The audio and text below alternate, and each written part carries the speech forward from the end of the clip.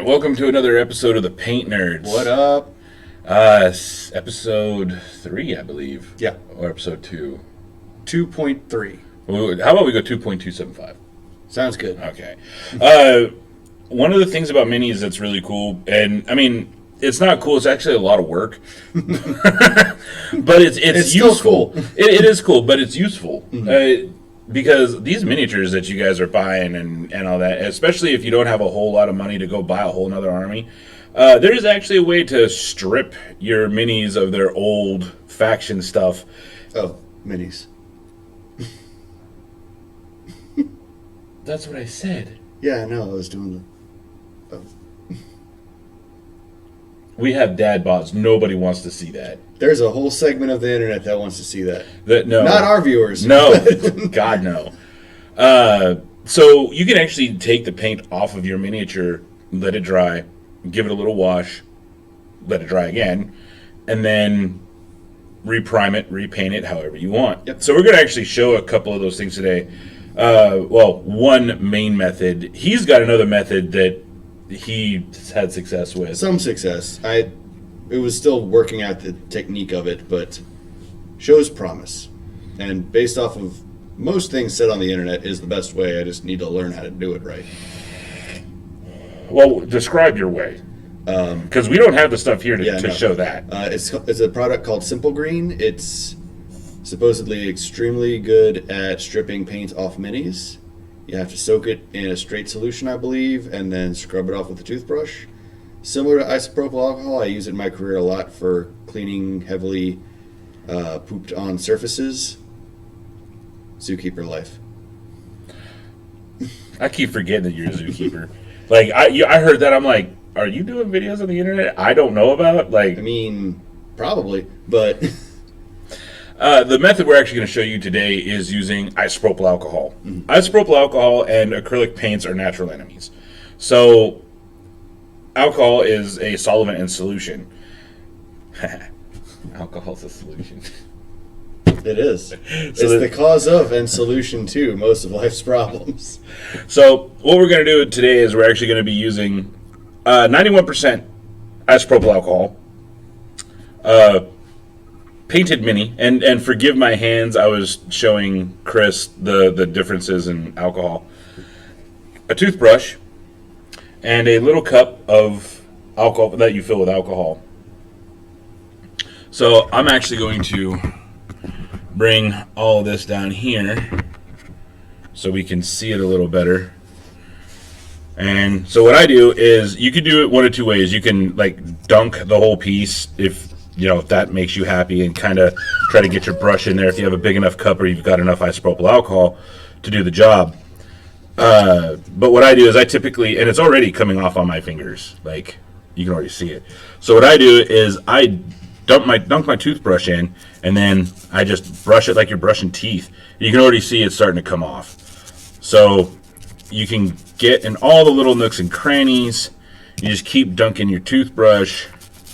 You keep scrubbing, and you keep scrubbing, and you keep scrubbing, and you just keep going at it until you're. And this is the cool part about this is you just keep scrubbing on this until you're comfortable with what amount of paint you've gotten off and what details you've uncovered that paint might have covered up, and then you can just give it a rinse and let it dry, and then reprime the whole part, because priming is important. And when you do this, you've cleaned up your miniature enough that the paint isn't going to leave any mars in the new paint. And the reason why we strip them as best as possible, or in my case, strip them as much as you can to get every last little piece off, is when I rinse it, I want it to come back as clean as possible, and I don't want old dry paint with toothbrush bristles as grooves in the paint. Because when I prime and paint again, I'm gonna get more grooves. Those grooves from the paintbrush could come in and mar the work of the new paint. It's counterintuitive. It seems a little weird, but it's actually a functional method to clean up minis that you need to repaint because you don't want to go buy more, or a lot of people who strip minis, funny enough, the main reason why people strip their miniatures is solely for the fact that the model types they have, they cannot get anymore. Really? Yep.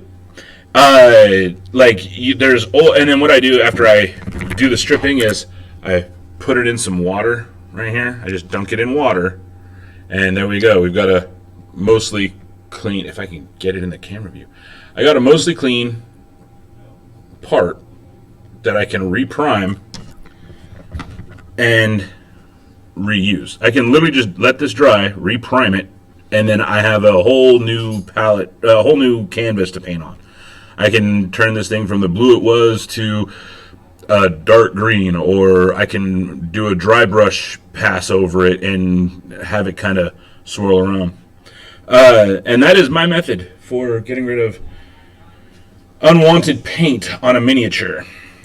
If you don't mind, I'd like to take a crack at that, if you will. Absolutely. Absolutely. All right. This is Chris's actual first attempt at doing this. So here's a toothbrush, man. Go nuts. All right. As a matter of fact, let's get you some more alcohol up in there, because alcohol.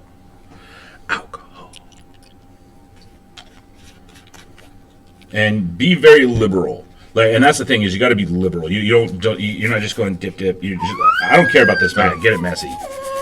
Oh yeah, it's already.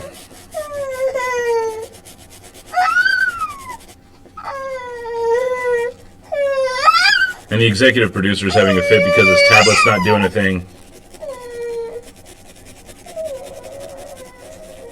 And remember, small circles when brushing. Tiny circles.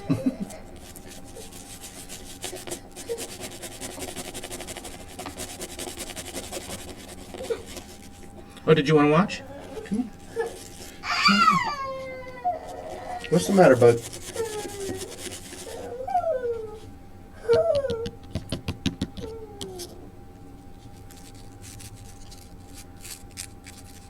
And yeah, this is a really old mini of mine from definitely from before I had a kid. So at least, this paint's been on here for at least 4 years. And boom, almost completely off.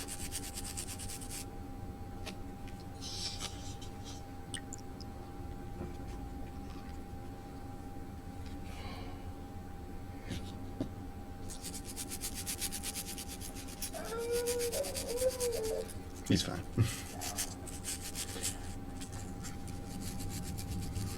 So yeah, and the cool part is if it's starting to get all slurry-ish and you don't want to deal with it, just dunk it in the water. Oh, just did. Nice. I was paying attention to something totally else.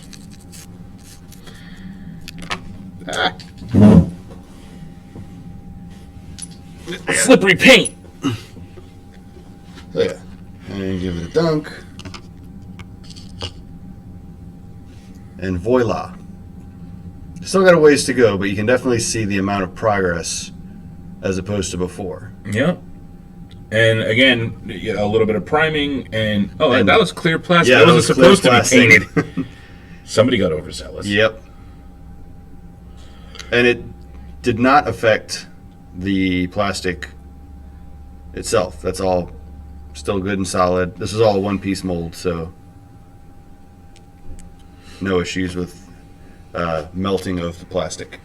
Alcohol won't melt plastic. That's the thing. It's not strong enough to do that. Good to know. And so that's literally how we make miniatures kind of go that extra mile. You can. The best part about being able to strip your miniatures and repaint them and all that other fun stuff is the fact that you could test a whole new paint theory. Mm-hmm. You could test a whole new color gamut. And keep in mind, a lot of miniatures, when you paint them, they have to be painted a certain way. So that certain way has to be met throughout.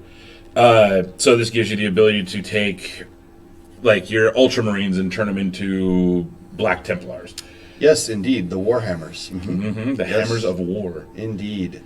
Indeed. Or, like, you can, for somebody who doesn't know Warhammer knowledge at all, I would say, you can turn your clone troopers from Torrent Squadron to Vader's fist as you would. Or if you have a paladin and he has the same weapon type as a warrior, you can turn him into a straight up warrior. Mm-hmm. You know, like if that's for like these types of Yeah. miniatures, like the wizard throwing a magic missile versus you could turn that magic missile into kind of like a Scorching ray or something like that. yeah. So it gives you a lot more options, and essentially it saves you money. Yeah. Because you're not spending $5 on a miniature if you have 80 cents to $1 worth of rubbing alcohol and some time. And effectively you can change all these things. Yeah. You can it allows your imagination to grow. And it also allows your skills to grow because you can look back at some of your less successful works from when you first started painting, like this guy, and redo, like strip it down and use your current skill level on it. It's all about making things grow. And like we always told you guys from the start, from our very first videos, is like we try to keep things simple. We try to keep it inexpensive. And we want this, we want painting, and we want the miniature world or the painting world or whatever imaginative thing you're doing to not be a cost prohibitive experience. This hobby is expensive enough without having to rebuy all your minis. At $200+ a box, yeah. And not all of them are $200. I'm Yeah, talking like the full army boxes are about $200. I got what, a 1,000-point army, sure, yeah. and that's before everything else. But And then all the add-on parts that you have to buy to make them a very specific faction. If you want faction-specific, armor pieces. yeah. And that. Oh my God. Oh, GW has a money scheme going. They have to. Yeah, it's a good scheme for them. Let me But tell you. I'll tell you what, their miniatures are nice. Their miniatures are quality nice. They're work. very Don't well get me done. wrong. Quality craftsmanship on their part. Yeah. See, and that's why I can't wait to get my hands on the resin printer and like resin print like a unique like Space Marine. I'm not going to sell it because obviously that's illegal as hell. Because they'll come for us. Oh yeah, but no, it's like one of the things I wanted to do for my brother's shop was to create a really big Space Marine. Nice. And put it all together, custom paint it, get all the little details on it, and just like big old base, and just have it sitting there like a statue. Just like it's things I enjoy. I like doing that kind of stuff. And when I get my forge and my workshop up and running, I'm probably gonna have a bunch of stuff that I've printed out. Awesome. Just because it's fun. Yeah. Am I going to sell them? No. Will I give them away? Probably not. I'm probably going to will them to like maybe you, since you're probably going to live longer than me. I don't know. My career might say otherwise. Unless you go and get purposely bit by an alligator or a rattlesnake or something like that, your chances of death are significantly slimmer than mine. Well, you're also so much older than me. You're a dick. But you're not wrong. I'm not. Oh, yeah. Am I really that much older than you? 84? You were born in 84? Jesus Christ. Yeah, I'm not even going to go there. Before or after Star Wars Episode 4? When it was, or before it was called Episode 4? I was born after Episode 4. Okay. Before Empire? No, after. Okay. Yes, I was born after, before Empire. Okay, I mean, you're not that much older than me.